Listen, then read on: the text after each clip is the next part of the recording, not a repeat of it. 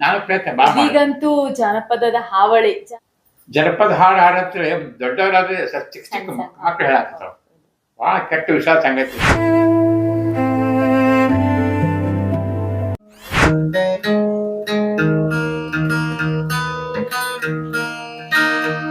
ಕೆಲವು ಜನ ಬರ್ತಾರೆ, ನಾವು ಹುಡುಗ ಕಲಿಬೇಕಾಯ್ತ್ರಿ, ಒಂದ್ ವಾರ ಕಲಿಬಹುದೇನ್ರಿ, ಒಂದ್ 15 ದಿವಸ ಕಲಿಬಹುದೇನ್ರಿ ಅಂತ. ವೀಕ್ಷಕರಿಗಾಗಿ ಒಂದು ಶಹನಾಯಿಯ ಝಲಕ್ ಸರ್.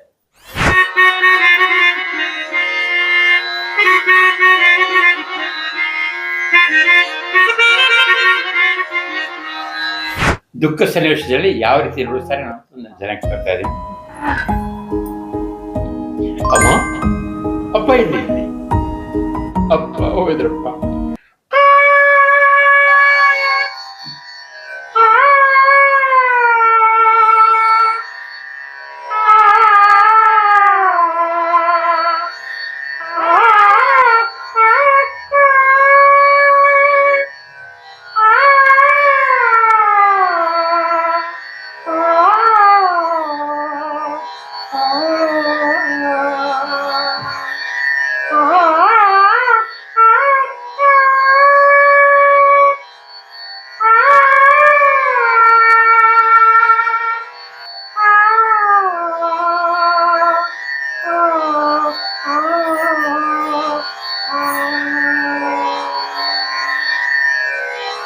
Great sir. ಅದು ಕಣ್ ತೆಗೆದ್ರೆ ಅಷ್ಟೇ ನೀವು ಮೂಗಿಂದ ನುಡಿಸ್ತಾ ಇದೀರ ಅನ್ನೋದು ಕಾಣಿಸುತ್ತೆ. ಕಣ್ ಮುಚ್ಕೊಂಡ್ ಕೇಳ್ತಾ ಇದ್ರೆ ಶಹನಾಯಿ ಪಕ್ಕದಲ್ಲೇ ನುಡಿಸ್ತಾ ಇದ್ರೇನೋ ಯಾರು ಅಂತ. ಮತ್ತೇನಾದ್ರು ನೀವು? ನಾನು ಗುಂಪು ಕಲಾವಿದರ ಬಳಗ ಅಂತ ಮಾಡ್ಕೊಂಡಿದ್ದೀನಿ. ಅಂದ್ರೆ ಕಳೆದ ಒಂದು 15 ವರ್ಷದಿಂದ ಇದು ಗುಂಪು 2003ನೇ ಇಸ್ವಿಯಲ್ಲಿ ಸ್ಟಾರ್ಟ್ ಮಾಡಿದೆ. ಅಂದ್ರೆ 710 ಕಾರ್ಯಕ್ರಮ ಗುಂಪು ಕಲಾವಿದರ ಬಳಗ ಅಂತ ಮಾಡಿ ಉದ್ದೇಶ ಏನಂತ ಕೇಳಿದ್ರೆ, ಆ ಒಂದು ವೇದಿಕೆಯ ಮುಖಾಂತರ ಹೊಸ ಪ್ರತಿಭೆಗಳಿಗೆ ಒಂದು ಅವಕಾಶ ಕೊಡುವಂತ ಒಂದು ವಿಶೇಷ ಕಾರ್ಯಕ್ರಮ. ಅದ ಕಲಾವಿದರ ಬಳಗ ಏನಂತ ಕೇಳಿದ್ರೆ, ನಾವು ನಮ್ಮ ಖ್ಯಾತ ಕವಿಗಳು ಅಂದ್ರೆ ಈ ರಾಷ್ಟ್ರ ಕವಿ ಕುವೆಂಪು ಅವರು, ವರಕವಿ ದ.ರಾ. ಬೇಂದ್ರೆ ಅವರು, ಇನ್ನುಳಿದ ಹಲವಾರು ನಮ್ಮ ಖ್ಯಾತ ಹಿರಿಯ ಸಾಹಿತಿಗಳು ಅವರ ಒಂದು ಹುಟ್ಟಹಬ್ಬ ಆಯ್ತು. ಆಮೇಲೆ ವಿಶೇಷ ದಿನಗಳ ಡಾಕ್ಟರ್ ರಾಜ್ಕುಮಾರ್ ಆಯ್ತು, ಅಮಿತಾಬ್ ಬಚ್ಚನ್ ಆಯ್ತು, ಹಿಂಗೆ ಚಿತ್ರನಟರ ಹುಟ್ಟಹಬ್ಬ ಆಯ್ತು. ವಿಶೇಷವಾದ ಒಂದು ನಾವು ಆ ಕಾರ್ಯಕ್ರಮ ಮಾಡೋದರ ಮೂಲಕ ಇಂಥ ಒಂದು ಹಾಡುಗಳನ್ನ, ಅವರು ಬರೆದಂತ ಹಾಡುಗಳನ್ನ ನಾವು ಹೊಸ ಪ್ರತಿಭೆಗಳಿಗೆ ಹಾಡ್ಲಿಕ್ಕೆ ಅವಕಾಶ ಮಾಡಿಕೊಡುವಂತ ಇದೊಂದು ವೇದಿಕೆ. ದ.ರಾ. ಬೇಂದ್ರೆಯವರ ಒಂದು ಗೀತೆಯನ್ನ ನಾವು ಪ್ರಸ್ತುತಪಡಿಸಿದಾಗ ತೋರಿಸ್ತೀವಿ ನಿಮಗೆ. ಇದೊಂದು ಇನ್ಸ್ಟ್ರೂಮೆಂಟು, ವಿಶೇಷವಾಗಿ ಹಾರ್ಮೋನಿಯಂ. ಅದಕ್ಕೊಂದು ಹವಾ ಅಂದ್ರೆ ಬಾತೆ ಅಂತ ಇರ್ತದೆ. ಅದನ್ನ ಈ ತರ ಕೈಯಿಂದ ದೇಗಿ ಮಾಡ್ಬೇಕು. ಇದು ಬಾಯಿಂದ ನುಡಿಸುವಂತ ಅಂದ್ರೆ ಗಾಳಿಯಿಂದ ಊದಿ ಇದು ನಾವು ಗಾಳಿಯಿಂದ ನುಡಿಸ್ಬೇಕು. ದ.ರಾ. ಬೇಂದ್ರೆಯವರ ಒಂದು ಗೀತೆ ನೋಡ್ತಾ ಇದ್ದೀನಿ.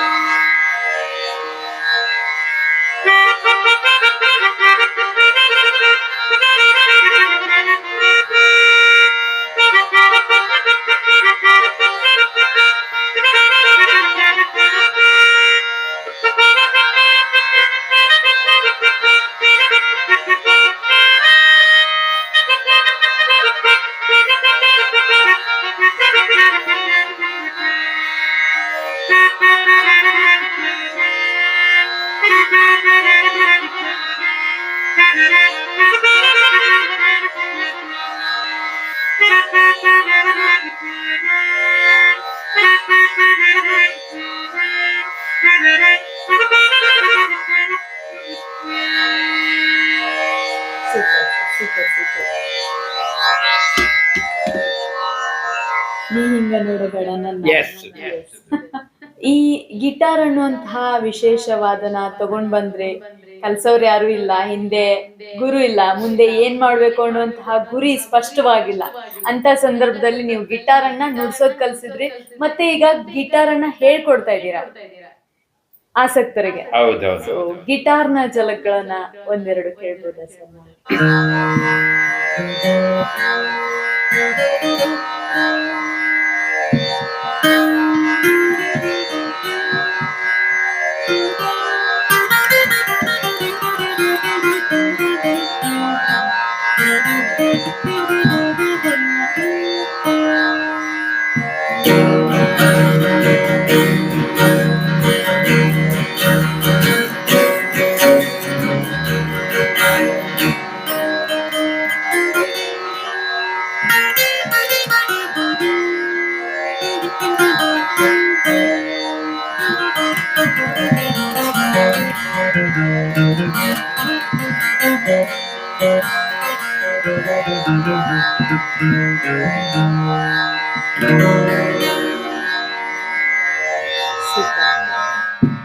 ನಿಮ್ಗೆ ಯಾವಾಗ್ಲೂ ಇಷ್ಟ ಆಗುವಂತಹ ಯಾವುದೇ ಒಂದು ನೋವನ್ನ ಅಥವಾ ಏನೋ ಒಂದು ಸಂದರ್ಭ ಇರ್ಬೋದು, ಅದನ್ನ ಕವರ್ ಮಾಡುವಂತಹ ಯಾವ್ದಾದ್ರು ಒಂದು ಪ್ರತಿ ಬಾರಿ ನೀವು ಕೇಳ್ಬೇಕು ಅನ್ಸುವಂತಹ ಒಂದು ನುಡಿ. कुछ भी नहीं तेरी कहानी है, क्या करना है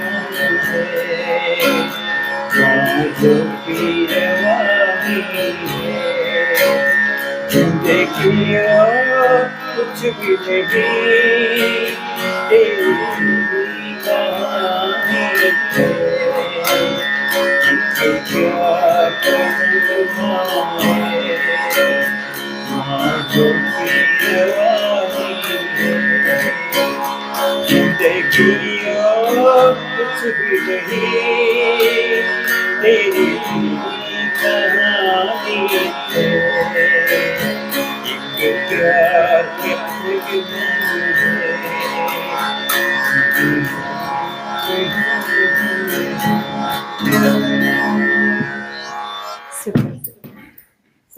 ನಿಜವಾಗಿಯೂ ಸಕಲ ಕಲೆಗಳು ನಿಮ್ಮಲ್ಲಿ ಕರಗತ ಆಗಿದೆ ಅಂತ ಅನ್ಸುತ್ತೆ. ಸಂಗೀತ ಲೋಕದ ಪಯಣನೇ ಹಾಗಿರ್ತದೆ, ಮನಸ್ಸಿನ ನೋವನ್ನ ಮರೆಸ್ತದೆ, ಆಮೇಲೆ ಸಂತೋಷದ ಕ್ಷಣಗಳನ್ನ ಇನ್ನಷ್ಟು ಸಂತಸ ಪಡಿಸ್ತದೆ.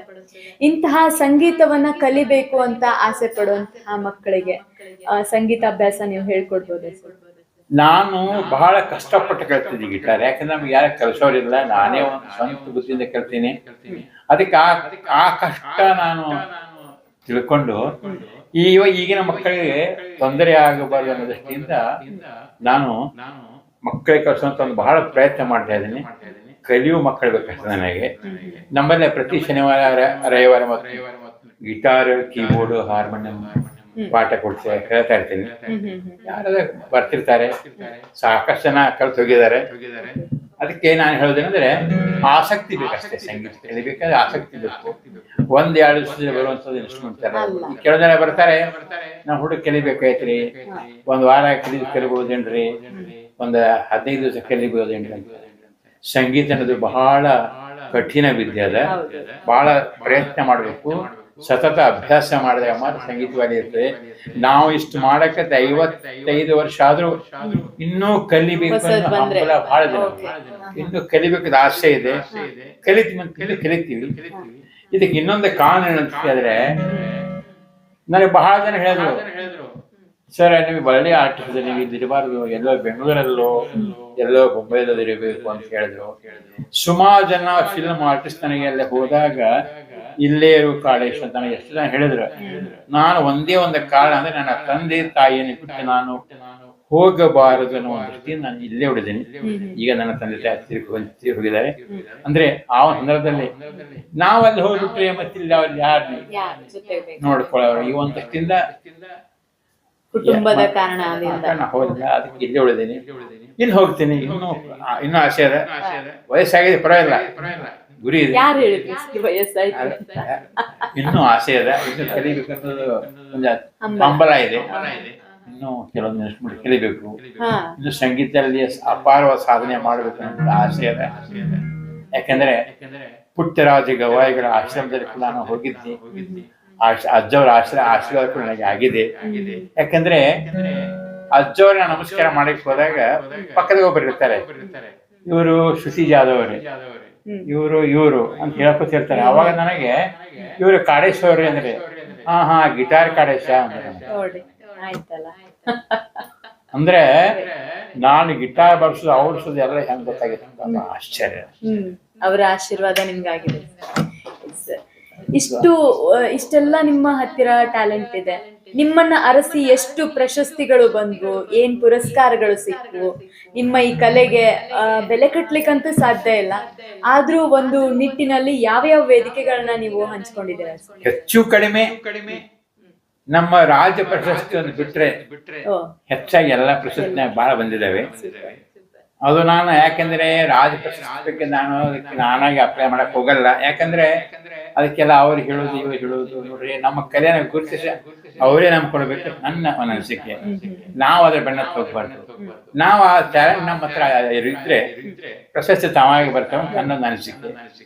ಒಂದು ನೆನಪಿರುವಂತಹ ಪ್ರಶಸ್ತಿಗಳು ಲಿಮ್ಕಾ ರೆಕಾರ್ಡ್. ನಾನು ನೋಡ್ರಿ ನಾನು ನುಡಿಸಿದ ಸೆಹನಾಯನ್ನ ಲಿಮ್ಕಾ ಬುಕ್ಸ್ ಆಫ್ ರೆಕಾರ್ಡ್ ನಲ್ಲಿ, ಇಂಡಿಯಾ ಬುಕ್ಸ್ ಆಫ್ ರೆಕಾರ್ಡ್ ನಲ್ಲಿ, ಆಮೇಲೆ ಅಚೀವರ್ ಅಂತ ಬರ್ತದ. ಟೋಟಲ್ 7 ದಾಖಲೆಗಳಾಗಿವೆ. 7 ಇದರಲ್ಲಿ ನಮ್ದು ರೆಕಾರ್ಡ್ ಆಗಿದೆ. ಆಮೇಲೆ ಪ್ರಶಸ್ತಿ ಅಂತೂ ಸಾಕಷ್ಟು ಆಗಿದ್ದಾವೆ. ಹೇಳಕ್ಕಂತೂ ನೆನಪಿರೋದೆಲ್ಲ ಯಾಕೆ 1, 2, 3 ಹೇಳ್ಬೋದು.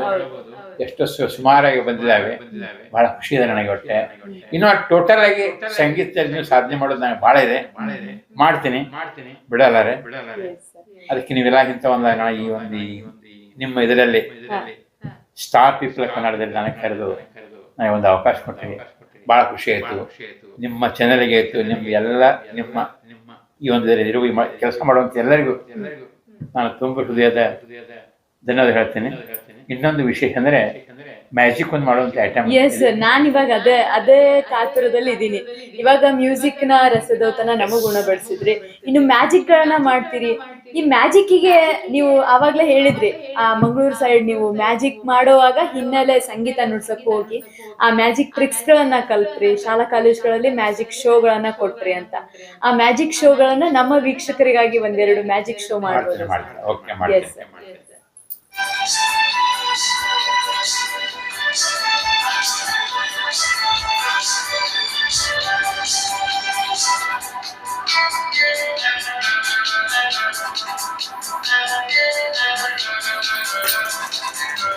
Nice.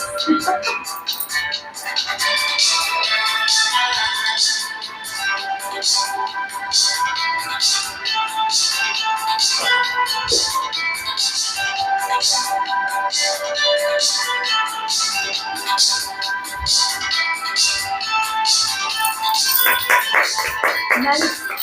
Rajkumar, Punit Rajkumar.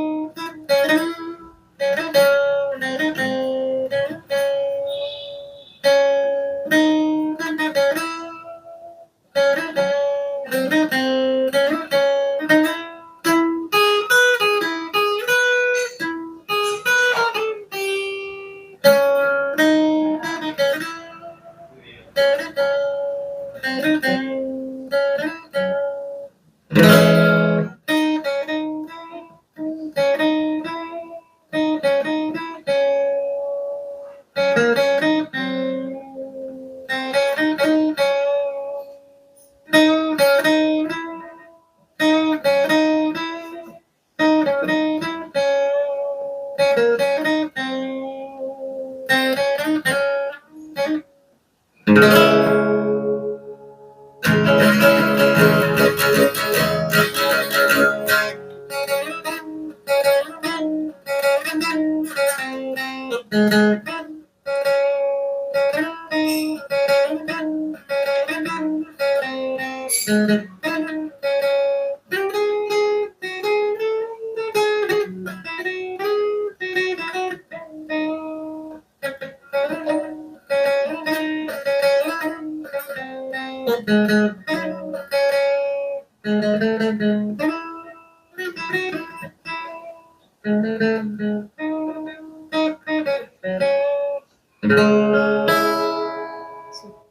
ಮ್ಯಾಜಿಕ್ಗಳಂತೂ super ಆಗಿತ್ತು. ಈ ಮ್ಯಾಜಿಕ್ಗಳು ಕಣ್ಕಟ್ ವಿದ್ಯೆ ಅಂತ ಹೇಳ್ತಾರೆ. ಇದನ್ನ ನೀವು ಮುಂದಿನ ಪೀಳಿಗೆಗೆ ಕೊಂಡೊಯ್ಲಿಕ್ಕೆ ಬಯಸ್ತೀರಾ? ಈ ಮ್ಯಾಜಿಕ್ ಅನ್ನ ಕಲಿಬೇಕು ಅಂತ ಬರೋರ್ಗೆ ನಿಮ್ಮ ಒಂದು ಕಿವಿ ಮಾತೇನು? ಏನಾಗ್ಬಿಟ್ಟಿದೆ ಅಂದ್ರೆ ಇವಾಗ ಮಕ್ಕಳು ಊಟ ಮಾಡ್ಬೇಕಾದ್ರೆ ಮೊಬೈಲ್ ಬೇಕು, ಹೌದು, ಸುಮ್ಮನೆ ಆಗ್ಬೇಕಾದ್ರೆ ಮೊಬೈಲ್ ಬೇಕು. ಮೊಬೈಲ್ ಎಲ್ಲ ಆಟ ಎಲ್ಲ ಏನೋ ಸುಮ್ಮನೆ ಮಾಡೋದು ಏನ್ ಮಾಡ್ಬೇಕಂದ್ರೆ ಮೊಬೈಲ್ ಕೊಡು ಸುಮ್ಮನೆ. ಆಮೇಲೆ ಇನ್ನೊಂದು ವಿಷಯ ಅಂದ್ರೆ ನಮ್ಮಲ್ಲಿ ಕೆಲವು ಮಕ್ಕಳನ್ನ ಕರ್ಕೊಂಡ್ ಬರ್ತೀವಿ ಸಂಗೀತ ಕಲಿಯಕ್ಕೆ. ಎಷ್ಟು ವರ್ಷ 4 ವರ್ಷ 5 ವರ್ಷ. ಸರಿ, ಇಷ್ಟು ಮಕ್ಕಳಿಗೆ ನಮ್ಮಲ್ಲಿ ಕಲ್ಸಕ್ಕಾಗಲ್ರಿ, ಬಹಳ ಚಿಕ್ಕ ಮಕ್ಕಳು ಇರ್ತಾವ, ಆಟ ಆಡೋ ವಯಸ್ಸವರಿಗೆ. ಇಲ್ಲಿ ನಮ್ಮ ಮನ್ಯಾಗ ಬ್ಯಾಸರ ಆಗತ್ತೆ, ಮನೆ ಬಿಟ್ಟು ಹೊಂಟಿವಿ ಅಂತ ಈ ತರ ಜನ ಹೇಳುವಂತ ಪ್ರಶ್ನೆ ನೋಡಿಲ್ಲ. ಆ ರೀತಿನ ಆಗಬಾರ್ದು. ಅದಕ್ಕೆ ಮಕ್ಕಳ ಮೊಬೈಲ್ ಬಿಡ್ಬೇಕಾದ್ರೆ ನಮ್ಮಂತವ್ರ ಮ್ಯಾಜಿಕ್ ಅವಶ್ಯಕ ಅಂತ ನನಗೆ ಒಂದು ಖುಷಿ ಇದೆ. ಅಂದ್ರೆ ಮಕ್ಕಳಿಗೆ ಮೊಬೈಲ್ ಒಳಗೆ ತೋರಿಸಬೇಕಂತ ಒಂದು ಮ್ಯಾಜಿಕ್ ಐಟಮ್ ನಾನು ಅವ್ರಿಗೆ ಕಲ್ಸೋದು, ಮನೆಯವ್ರಿಗೆ ಅವೆಲ್ಲ ಮಾಡಿ ತೋರಿಸೋದು. ಕಲಿಬಹುದಾ? ಕಲಿಸ್ತೀನಿ. ಕೆಲವರಿಗೆ ನಾ ಕಲಿಸ್ಕೊಡ್ತೀನಿ. ಮ್ಯಾಜಿಕ್ ಮಾಡಿ ನೋಡಿದ್ರೆ ಅಂತ ತಪ್ಪಿಲ್ಲ, ಯಾಕಂದ್ರೆ ದೂರ ಇರ್ತಾರೆ. ಇದು ಮೊಬೈಲ್ ಹತ್ತಿರ ನೋಡೋದು ಕಣ್ಣಿಗೆ ಎಫೆಕ್ಟ್ ಆಗೋ ಸಾಧ್ಯತೆ ಇದೆ. ಅದಕ್ಕೆ ಒಂದು ಹೊಸ ಹೇಳಿದ ಒಳ್ಳೆ ವಿಚಾರ ಇದೆ. ಇನ್ನು ಮಕ್ಕಳಿಗೆ ಮ್ಯಾಜಿಕ್ ತೋರಿಸೋದ್ರಿಂದ ಅವರ ಮೊಬೈಲ್ ಬಿಡಬಹುದೇನೋ ಅಂತ ನನಗೊಂದು ಅನಿಸಿಕೆ. ಟ್ರೈ ಮಾಡ್ತೀನಿ. ಥ್ಯಾಂಕ್ಸ್ ನಿಮ್ದು ಈ ಒಂದು ಒಳ್ಳೆಯ ವಿಚಾರಕ್ಕೆ. ಸರಿ ಸರ್, ಈಗ ಈ ರೀತಿಯಾಗಿ ಪ್ರೋತ್ಸಾಹ ಸಿಗದೆ ಬಹಳಷ್ಟು ಜನ ಜೀವನದ ಕಾಲಚಕ್ರಕ್ಕೆ ಸಿಕ್ಕು ಹಿಂದುಳಿದಿದ್ದಾರೆ. ಅಂತಹ ಪ್ರತಿಭೆಗಳು ಅಲ್ಲೇ ಮುಗ್ಗಿ ಹೋಗ್ತಾ ಇದೆ. ಅವರಲ್ಲಿ ಏನಾದ್ರೂ ವಿಶೇಷ ಪ್ರತಿಭೆ ಇದ್ರೆ ಅಂಥವರಿಗೆ ಸೂಕ್ತವಾದ ವೇದಿಕೆಗಳ ಅವಶ್ಯಕತೆ ಇದೆ ಅಂತ ಅನ್ಸುತ್ತೆ ಸರ್ ನಿಮ್ಗೆ? ವೇದಿಕೆಗಳ ಅವಶ್ಯ ಇದೆ. ನಮ್ಮ ಹೇಳಿದ್ನಲ್ಲ, ಇವಾಗ ನಾವು ಮಾಡಿರುವಂತ ಒಂದು ಗುಂಪು ಕಲಾವಿದರ ಬಳಗ ಅಂಥವ್ರಿಗಾಗಿ ನಾವು ಮಾಡಿರ್ತೀವಿ. ಆದ್ರೆ ಇನ್ನೊಂದು ವಿಷಯ ಹೇಳ್ತೀನಿ ನಾನು, ಇವತ್ತಿನ ಮಕ್ಕಳು ಹಾಡ್ತೀನ, ನನ್ನ ಮಗಳು ಚಲೋ ಹಾಡ್ತಾ ಭಾರಿ ಹಾಡ್ತಾ ಅದ್ ಬೇಡಾಗಿದ್ದಾನೆ. ಸಾಧನೆ ಮಾಡ್ಬೇಕು. ಒಂದ್ 2 ಲೈನ್ ಹಾಡಕತ್ತ ನನ್ನ ಮಗಳು ಭಾರಿ ಹಾಡ್ತಾ ಇವ್ರೇ ಹೇಳ್ಕೊತ ಹೋಗ್ಬಿಟ್ರೆ ಅದು ಅಲ್ಲ. ಮಕ್ಕಳೇ ಕಲ್ಸೋದ್ ಪ್ರಯತ್ನ ಮಾಡ್ಬೇಕು. ಎಷ್ಟು ಚೆನ್ನಾಗಿ ಹಾಡಿದ್ರು ತಪ್ಪಾಕತಿ ಇನ್ನು ಕಲಿಬೇಕು ನೀ ಅಂತ ಹಿಂಗೆ ಹೇಳ್ಬೇಕು. ಅಂದಾಗ ಅವ್ರು ಇಂಪ್ರೂವ್ ಆಗ್ತಾರೆ. ಇವ್ರು ತಾವೇ ಕುಂತೆ ನನ್ನ ಮಗಳ ಹಂಗ ಹಾಡ್ತಾ ಭಾರಿ ಆದ ಅಲ್ಲಿ ಪ್ರಶಸ್ತಿ ತಗೊಂಬಂದ್ ಇಲ್ಲಿ ತಗೊಂಬಂದ್ ಆ ರೀತಿ ಆಗ್ಬಾರ್ದು. ಮಕ್ಕಳಿಗೆ ನಾವು ಮತ್ತೆ ಸ್ವಲ್ಪ ಹೆಚ್ಚು ಪ್ರೋತ್ಸಾಹ ಕೊಟ್ಟು ಕಲಿಲಿಕ್ಕೆ ಅವರಿಗೆ ನಾವು ಒತ್ತಾಯ ಮಾಡ್ಬೇಕು. ಅವಾಗ ಒಂದು ಇಂಪ್ರೂವ್ ಆಗಿ ವೇದಿಕೆ ತಯಾರು ಮಾಡ್ಕೋಬಹುದು. ಇನ್ನೇನೋ ಒಂದು ಸಂಗೀತ ಬಗ್ಗೆ ಅದ ಕೆಲವೊಬ್ಬರಿಗೆ ಕಲೀಲಿಕ್ಕೆ ಅರ್ಥ ಅಂದ್ರೆ ಆರ್ಥಿಕವಾಗಿ ಸ್ವಲ್ಪ ಪ್ರಾಬ್ಲಮ್ ಆದ್ರೂ ಆಗ್ತಿರ್ಬೋದು. ಅಂತವ್ರೆಲ್ಲ ನಮ್ಮಂತ ಯಾರೊಬ್ರು ಇದ್ದೇ ಇರ್ತಾರೆ. ಅದು ಬರ್ಬೇಕು. ಅವ್ರು ಬರಾಕ್ತಾ ಇರಲ್ಲ, ಯಾರು ವಿಚಾರ ಇರ್ತಾರೆ. ಮೊಬೈಲ್ ನ ಸೈಡಿಗಿಟ್ಟು ಇಂತಹ ಕಲಿಬೇಕು. ನಾವು ಪ್ರಯತ್ನ ಮಾಡ್ತೀವಿ. ಹೊಳ ಇಂತಹ ಜನಪದ ಹಾಡಕ್ಕೆ ಹೇಳ್ತಂದ್ರೆ ನಾನು ಏನ್ ಮಾಡಕ್ ನಾನು ಪ್ರಯತ್ನ. ಈಗಂತೂ ಜನಪದದ ಹಾವಳಿ, ಜನಪದ ಅನ್ನೋ ಒಂದು ಶಬ್ದಕ್ಕೆನೆ ಅರ್ಥ ರೂಪುಗೊಂಡಿದೆ. ಕಾರ್ಯಕ್ರಮ ಹೋದ್ರೆ ಮೇಡಮ್, ಜನಪದ ಹಾಡತ್ರೆ ದೊಡ್ಡವರಾದ್ರೆ ಚಿಕ್ಕ ಮಕ್ಕಳು ಹೇಳಾಕತ್ತಾವ. ಬಹಳ ಕೆಟ್ಟ ವಿಷಾದ ಸಂಗತಿ ಇದೆ. ಯಾಕಂದ್ರೆ ಮಕ್ಕಳಿಗೆ ನಾವು ಈಗ ಏನಾದಕ್ಕೊಂದು ದಾರಿ ಅಂದ್ರೆ ಅವರು ಗುರುಗಳಿಂದಲೇ ಸಾಧ್ಯ. ಅವ್ರಿಗೆ ನಮ್ಮ ತಂದೆ ತಾಯಿ ಮಾತು ಜ್ಞಾನ ಹೊಂದಿದಂತ ಗುರುಗಳು ಹೇಳಿದಾಗ ಮಾತ್ರ ಅವ್ರ ಹೋಗ್ಬೋದು. ಅವ್ರು ಸ್ಕೂಲ್ ಹೇಳ್ತಾರೆ, ಮತ್ತೆ ಮನೆಗೆ ಒಂದು ಅದೇ ಹಾಡ, ಗುರುವಿನ ಗುಲಾಮನಾಗುವ ಈಗ ನಿಮ್ ಹೇಳಿ ನಾನು ಪ್ರಯತ್ನ ಮಾಡ್ತೀನಿ ಮೇಡಮ್. ಮ್ಯಾಜಿಕ್ ನು ಕಲ್ಸ್ಕೊಡಿ. ಅದರಿಂದ ಇದೆ ನೀವು ಹೇಳೋ ಒಂದು ಆಶಯ ನನ್ಗೆ ಅರ್ಥ ಆಯ್ತು. ಮೊಬೈಲ್ಗಳನ್ನ ಪಕ್ಕಕ್ಕಿಟ್ಟು ಈ ಒಂದು ಕಲೆಗಳನ್ನ, ಕಲಾ ಪ್ರಕಾರಗಳನ್ನ ಅವರು ಅದನ್ನ ಆಸ್ವಾದಿಸ್ಬೇಕು, ಆಲಾದಿಸ್ಬೇಕು. ನಾನು ಕಲಿಬಾರ್ದಾಕ ಈ ತರ ಒಂದು ಸರಿ ಸರ್. ಓಕೆ, ಕೊನೆಯದಾಗಿ ಇವತ್ತಿನ ಯುವಕರಿಗೆ ನಿಮ್ಮ ಸಂದೇಶ ಏನು ಸರ್? ಸಂದೇಶ ಏನಂದ್ರೆ ನಾ ಒಟ್ಟು ನನ್ನ ಪ್ರಕಾರ ಹೇಳ್ಬೇಕಾದ್ರೆ ಒಳ್ಳೆ ವಿದ್ಯಾವಂತರಾಗಬೇಕು. ಶಿಕ್ಷಣದಲ್ಲಿ ಮೊದಲ ಅದಕ್ಕೆ ಲಕ್ಷ್ಯ ಕೊಡ್ಬೇಕು.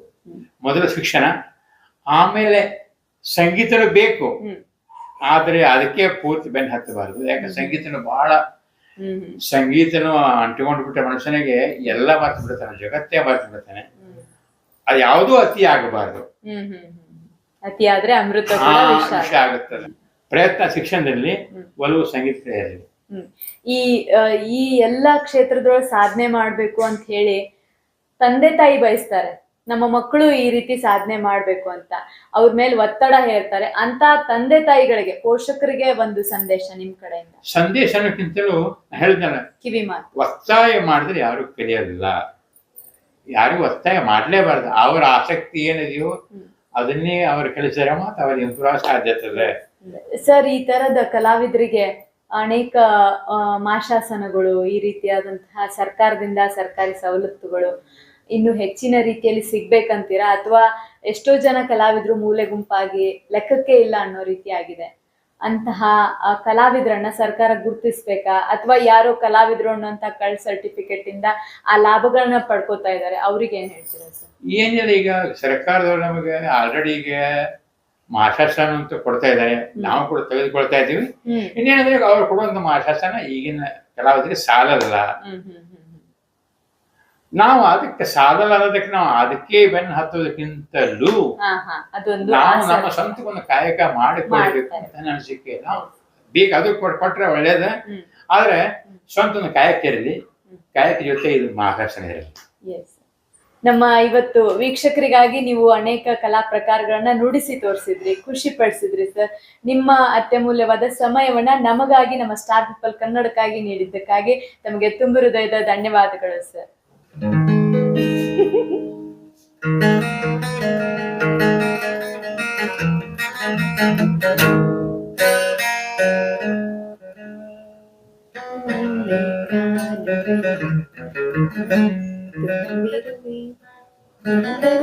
ಮಾಡಿ